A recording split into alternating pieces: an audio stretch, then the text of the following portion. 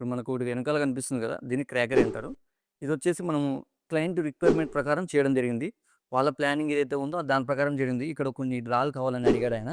దాని ప్రకారం మనం సాఫ్ట్ డ్రాస్ ఇవ్వడం జరిగింది. తర్వాత ఈ హ్యాండిల్స్ ఉన్నాయి కదా! ఈ హ్యాండిల్స్ వచ్చేసి ప్రీమియం క్వాలిటీలో మనకి ఏదైతే రన్నింగ్ వేలో తగలకుండాగా ఇవ్వడం జరిగిందనమాట ఇది. దీని తర్వాత గ్లాస్ ప్రొఫైల్ డోర్స్ ఇవ్వడం జరిగింది. ఈ ప్రొఫైల్ డోర్స్ ఇవ్వడం జరిగింది. తర్వాత ఆయన రిక్వైర్మెంట్‌లో మళ్ళీ లాఫ్ట్ కావాలనడం జరిగింది. దీన్ని కూడా ఫిల్ చేయండి అని చెప్పడం జరిగింది కాబట్టి, మనం దీన్ని కూడా లాఫ్ట్ కూడా కంప్లీట్ చేయడం జరిగింది. ఇప్పుడు ఇది కనిపిస్తున్నటువంటిది ఆర్చ్. మనం ఇది క్లయింట్ ఖచ్చితంగా ఇదే డిజైన్ కావాలని మరీ అడగడం జరిగింది. కాబట్టి అయినా ఎంత కష్టమైనా పర్లేదని చెప్పి నేను దీన్ని 3 డేస్ కష్టపడి చేశాను దీన్ని. సెంచరీ బ్రాండ్ వాడడం జరిగింది. అది కూడా ఫైర్ ప్రూఫ్‌లో వాడడం జరిగింది. దీనికొచ్చేసి డీకో పెయింట్ ఏపియడం జరిగింది. ఈ డిజైన్ దాదాపు 3 డేస్ కష్టపడడం జరిగిందనమాట ఈ డిజైన్ కోసం మనం.